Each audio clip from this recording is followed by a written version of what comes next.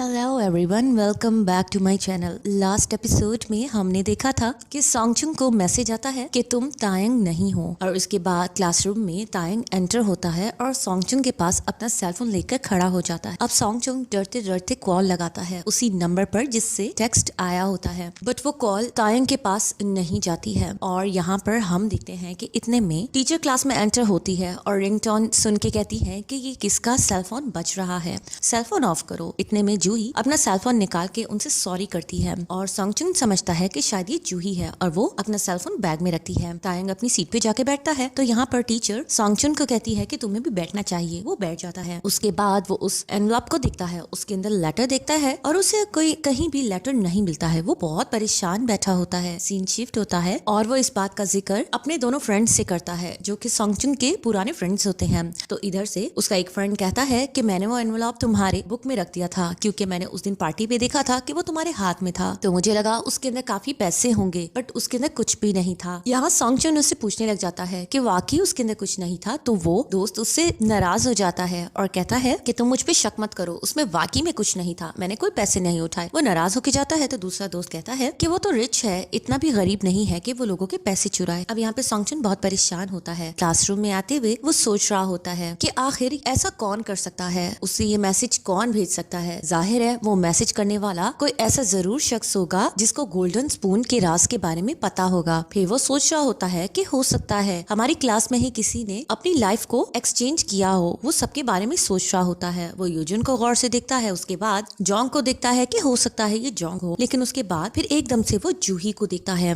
और सोचता है कि नहीं, मुझे जूही पर शक नहीं करना चाहिए। बट अपनी सीट पे बैठ के उसे रियलाइज होता है कि जूही ने ही उसे वो लेटर दिया था मिस्टीरियस ग्रैनी का। इसके अलावा उसके पास वो कॉल भी गई थी और वो जिस तरह पुअर लोगों के बारे में बातें करती है उससे यही जाहिर होता है कि वो उनके लिए फीलिंग्स रखती है। हो सकता है ये जूही हो। एंड देन फ्रेंड्स, अब जब सब लोग क्लासरूम से चले जाते हैं, सबकी साइंस लैब में पीरियड होता है, तो इसके बाद हम देखते हैं कि चोंग सुंग सबके जाने के बाद क्लासरूम में एंटर हो जाता है। उसके बाद हमें जूही और यूजिन का सीन दिखाया जाता है। यूजिन उसे कहती है कि तुमने सुबह नोटिस किया था कि चोंग सुंग और तायन एक दूसरे को किस तरह घूर रहे थे, ऐसा लगता है कि वो दोनों एक दूसरे के दुश्मन हो। तो इस बात पे जूही कहती है उसे ऐसा नहीं लगता है, लेकिन यूजिन उसे कहती है कि ये सब कुछ शायद तुम्हारी वजह से हो रहा है। जूही उसे कहती है कि ऐसा कुछ भी नहीं है, तायन और वो बस अच्छे फ्रेंड्स हैं। तो इस बात पर यूजिन उसे कहती है कि ठीक है, अगर उनके दरमियान कुछ भी नहीं है तो वो उसे बताती है कि वो तायंग में इंटरेस्टेड है, तो इसलिए उसे कोई एतराज नहीं होना चाहिए अगर वो उसके साथ अपने रिलेशनशिप को बढ़ाए।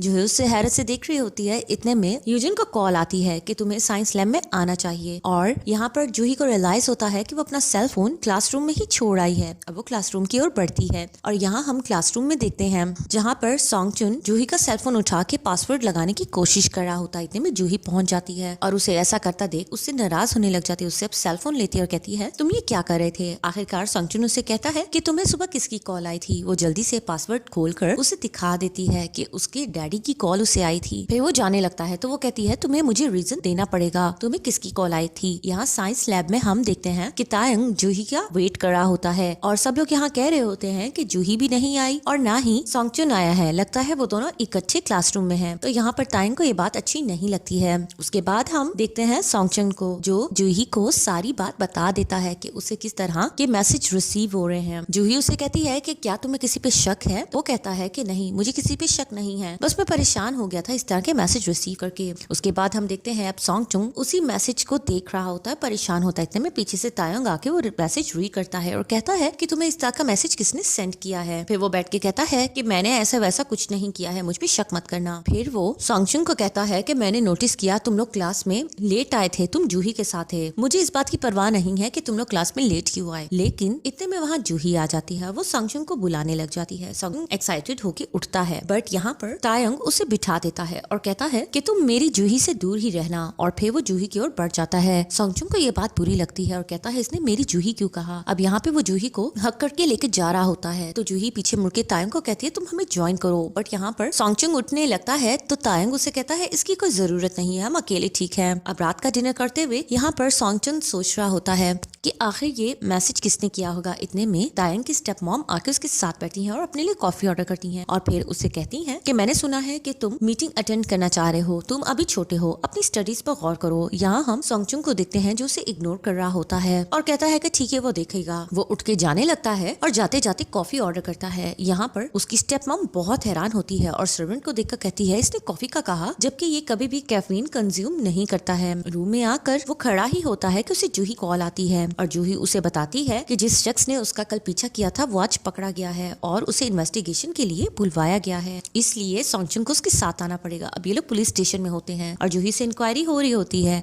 कि क्या इसी ने तुम्हारा पीछा किया था। यहाँ पर हम देखते हैं कि जूही बता देती है और उसके बाद सोंगचुन उससे कहने लगता है कि तुमने तो इससे रिपोर्ट नहीं करना था इंसिडेंट को। तो इस बात पे जूही कहती है मैंने रिपोर्ट नहीं किया है, ये जबरदस्ती अपने पिछले किराए के घर में एंटर हो रहा था और उसके ऑनर ने इसकी रिपोर्ट की है और वो ऑनर और कोई नहीं यूजिन है, क्योंकि ये और इसकी बेटी नारा यूजिन के घर में रहती थी। ये बात सुनकर सोंगचुन बहुत ज्यादा हैरान हो जाता है, वो बहुत शॉक्ड खड़ा होता है। उसके बाद हम देखते हैं नेक्स्ट डे सोंगचुन यूजिन को नारा के मॉज़ोलियम में बुलवाता है। अब यहाँ पर यूजिन आके बहुत हैरान खड़ी होती है और यहाँ पर सोंगचुन को याद आ रहा होता है कि जूही ने उसके साथ उस दिन जिक्र किया था कि नारा बिल्कुल भी बीमार नहीं थी, लेकिन एकदम से उसकी डेथ का सुन के वो बहुत हैरान हो गई और उसके फादर ने उस पर इल्जाम लगा दिया, उसे ल्यूकेमिया था। और यहाँ पर अब वो यही सोच रहा होता है कि उससे जूही ने ये भी बताया था कि यूजिन भी बहुत अरसा बीमार रही थी और स्कूल नहीं आ सकी थी। अब वो यही सोच रहा होता है कि हो सकता है यूजिन ही नारा हो। अब वो उसके पास जाता है और यूजिन उससे पूछती है कि तुमने मुझे यहाँ क्यों बुलाया है। तो वो कहता है तुमने मुझे बताया था ना कि जूही की वजह से एक लड़की की डेथ हुई थी, पता नहीं उसका क्या नेम था। तो वो कहती है हाँ उसका नाम जोंग नारा था। तो वो कहता है हाँ वो ही, मैंने सुना है कि उसके एशेस यहाँ इधर मॉज़ोलियम में हैं, तो मैंने सोचा कि उसके बारे में मैं सच जान सकूं। यहाँ पे यूजिन कहती है तुम उसके लिए एकदम से क्यूरियस क्यों हो गए हो। तो वो कहता है क्या तुम्हें नहीं पता मैं जूही में इंटरेस्टेड हूँ और अगर वो लड़की जूही की वजह से मरी है तो मुझे सारी बात पता होना चाहिए, वरना मैं जूही से शादी कैसे करूंगा। इस बात पे यूजिन कहती है तो ये सब कुछ जूही के बारे में है, नारा के बारे में नहीं है ना, तो चलो आओ मैं तुम्हें उसकी स्टोरी बताती हूँ। और उसके बाद हम देखते हैं कि यहाँ पर जूही बहुत ज्यादा परेशान खड़ी होती है और सोच रही होती है कि तायंग ने आखिर यूजिन से आज मिलने की बात क्यों की। और उसके बाद इतने में उसे एक मैसेज रिसीव होता है कि तुम जूही नहीं हो ना। वो ये मैसेज देकर बहुत परेशान हो जाती है। अब वो लोग मॉज़ोलियम के सामने खड़े हुए होते हैं। यहाँ पर यूजिन कहती है मुझे नहीं पता जूही ने तुम्हें ये क्या स्टोरी बताई है, लेकिन मुझे नारा के लिए हमेशा बुरा लगता था। मुझे अच्छे से याद है कि स्पोर्ट डे पर जब हमें ब्रेड और ड्रिंक्स दी जाती थी तो वो उन्हें कभी भी नहीं खाती थी, वो उन्हें अपने फादर को देती ताकि वो उन्हें खा लें। लेकिन तुम्हें ये बात बता दूं उसका फादर ये सब कुछ डिजर्व नहीं करता था।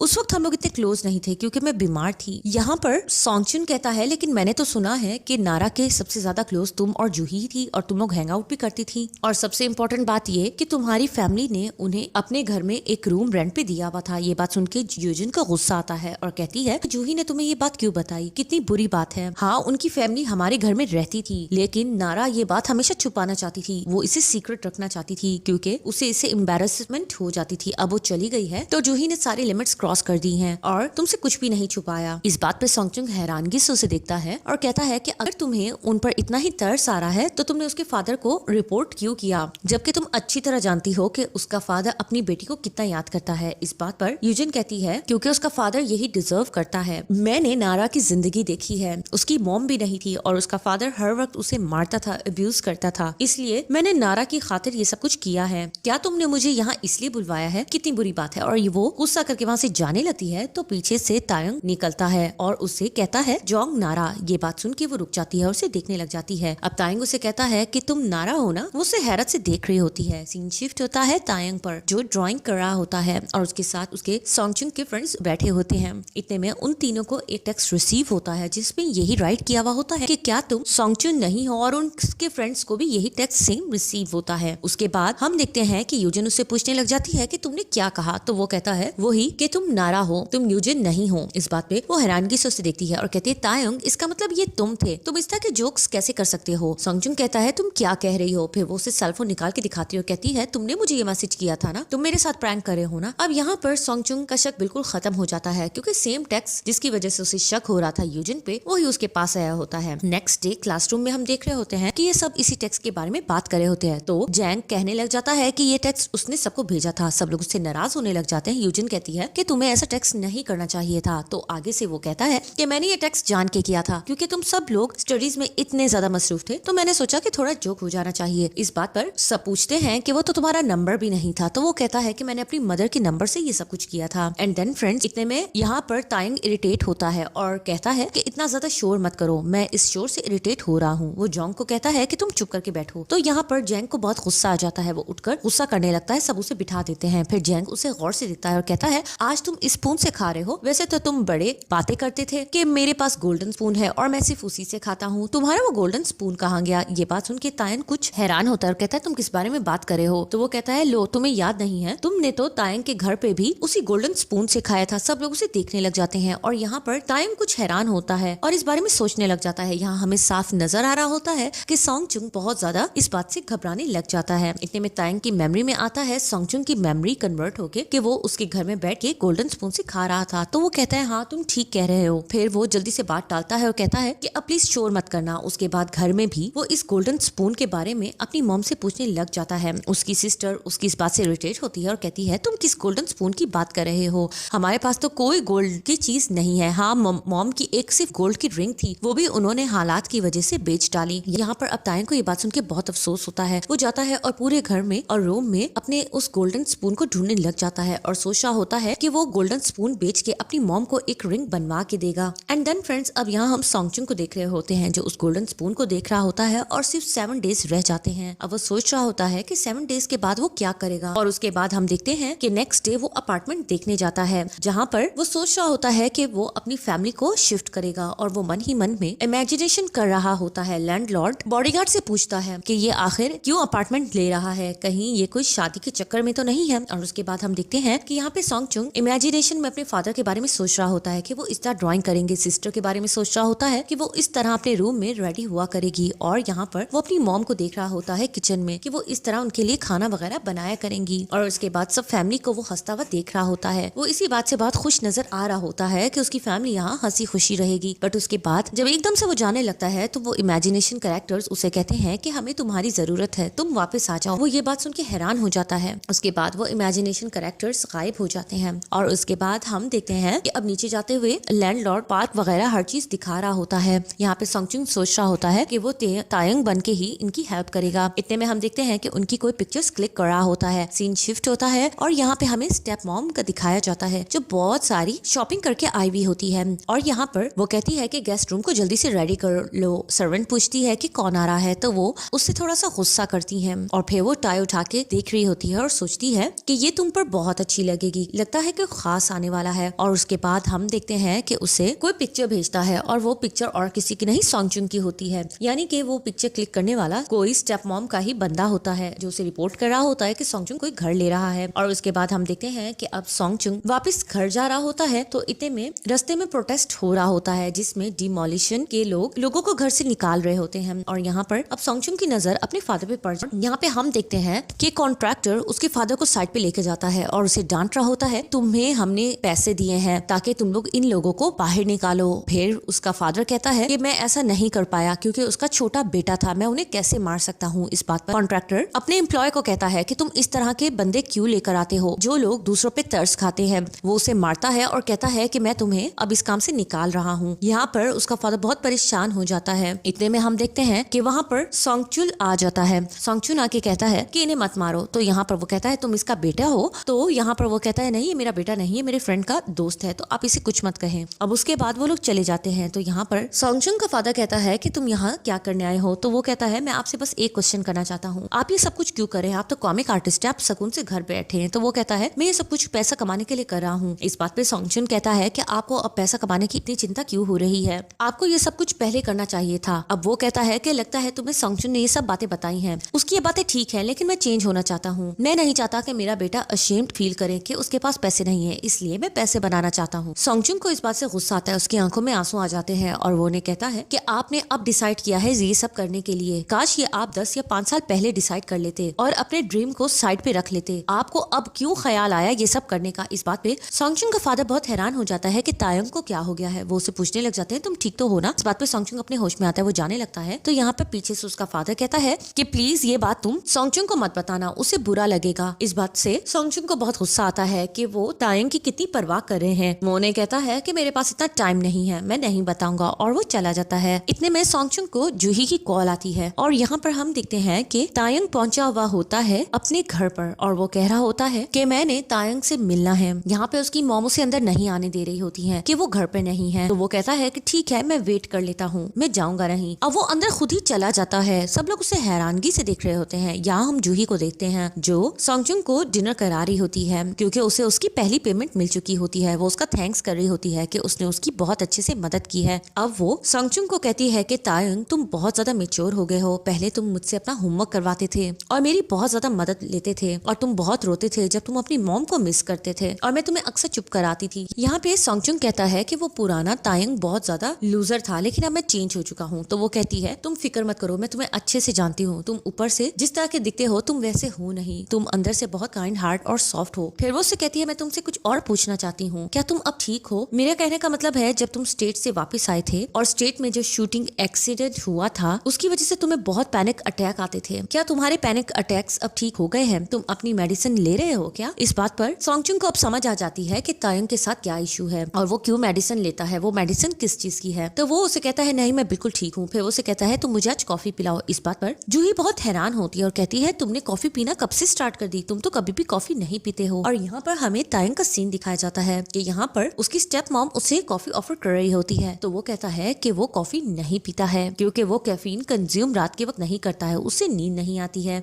फिर वो कहता है कि मुझे बेरी टी पीनी है और बहुत सी हर्बल टीज के नेम लेता है। इस बात पर वो दोनों काफी चौंक जाते हैं क्योंकि वो जिन हर्बल टीज के नेम लेता है वो एग्जैक्टली चॉइस होती है तायंग की। तो वो उसे कहती है कि चलो वही हर्बल टी बना के लाओ। अब यहाँ पर उसकी मॉम क्यूरियस होकर उसे पूछने लग जाती है कि क्या तुम सिर्फ हर्बल टीज लेते हो, तुम्हारा टेस्ट तो सिमिलर है तायंग जैसे। तो वो कहता है कि आप मुझे उससे कंपेयर ना करें। वो ये बात फ्रेंच में करता है तो इस बात पे वो और हैरान हो जाती है और कहती है तुम्हें फ्रेंच भी आती है? तो वो कहता है हाँ मैंने स्कूल में फ्रेंच भी सीखी है। फिर वो उसे कहती है कि तुमने उस दिन बहुत अच्छा पियानो बजाया था, क्या तुम आज भी मुझे पियानो बजा के दिखाओगे? एंड देन फ्रेंड्स हम जूही को देखते हैं कि वो सोंगचुंग के साथ बैठी होती है। यहाँ पर सोंगचुंग उससे कह रहा होता है कि तुमने बहुत अच्छा जॉब किया है। अब वो उसे कहती है कि मैं तुमसे एक बात करना चाहती हूँ, हम फ्रेंड्स बन के रहें और एंगेजमेंट तो हमने वैसे भी तोड़ दी है। तो इस बात पे वो कहता है कि मैं अपनी एंगेजमेंट तुमसे नहीं तोड़ूंगा जब तक मैं 20 का ना हो जाऊं। तुम कुछ समय दो, मुझे पता है तुम अब मुझसे प्यार नहीं करती हो लेकिन मुझे पता है एक दिन तुम मुझसे प्यार करने लगोगी और मैं तुमसे प्यार करता हूँ। मैं तुम्हारे साथ जबरदस्ती नहीं कर रहा हूँ लेकिन मैं चाहता हूँ तुम मेरी फियांसी बन के रहो और मैं तुम्हारा फ्रेंड नहीं बनना चाहता हूँ। एंड उसके बाद यहाँ हम तायंग को देखते हैं जो पियानो प्ले कर रहा होता है। सब लोग हैरान हो रहे होते हैं, वो बहुत अच्छे से प्ले कर रहा होता है। यहाँ पर उसकी मॉम जब वो पियानो प्ले कर रहा होता है सोच रही होती है इसने तो सेम वही मिस्टेक्स की हैं जो तायंग किया करता था। अब वो से कहती है कि क्या तुमने तायंग से सीखा है पियानो बजाना, उसे प्ले करता हुआ तुमने कभी देखा है? तो वो कहता है मैंने आज तक उसे पियानो प्ले करता हुआ नहीं देखा। अब यहाँ पर उसकी स्टेप मॉम कहती है कि तायंग अभी तक नहीं आया है, तुमने डिनर करना है तो तुम बताओ। तो वो कहता है नहीं मैंने डिनर नहीं करना है। अब वो से कहती है तुमने पहले भी हमारे घर पे डिनर किया है, तुम खुदा के डिनर का कहते थे और तुमने 2 दफा गोल्डन स्पून से खाया था, तुम अपना स्पून भी लेकर आते थे। तो वो हैरान होता है और उसे याद आता है कि हाँ मैं तो यहाँ गोल्डन स्पून लेने आया था। फिर उसकी सर्वेंट उसे कहती है कि आप गेस्ट रूम में बैठ जाएं। तो वो कहता है नहीं मैं तायंग के रूम में जाऊंगा और वो जल्दी से तायंग के रूम में चला जाता है। उसकी सर्वेंट हैरान होती है कि इसे कैसे पता था ये तायंग का रूम है, ये तो कभी पहले यहाँ आया भी नहीं है। अब हम देखते हैं कि वो अपने रूम में आता है, हर जगह सोंगचुंग की तस्वीरें होती हैं और वो नीचे फ्रेम को उठा के वापस उस जगह पे रखता है। फिर वो जाके उसी चेयर पे बैठ जाता है जहाँ पर हिडन ड्रॉवर होता है और वो सोचता है कि मूवीज में अक्सर देखा है कि ऐसी जगह पे हिडन ड्रॉवर्स होते हैं, शायद वहाँ पे मेरा स्पून रखा हो। अब वो हिडन ड्रॉवर खोल लेता है और वहाँ पे वो जूही के स्केच को देखता है और कहता है कि इसने तो ये स्केच बहुत प्यारा बनाया है। उसके बाद वो अपनी मॉम की पिक्चर को उठाता है और सोचता है कि ये कितनी प्यारी लेडी है और फिर उसकी नजर गोल्डन स्पून पे पड़ जाती है और वो सोचता है कि शायद यही मेरा स्पून है। इतने में हम देखते हैं सोंगचुंग को जिसे पता चल जाता है कि तायंग रूम में है। वो भागा हुआ जाता है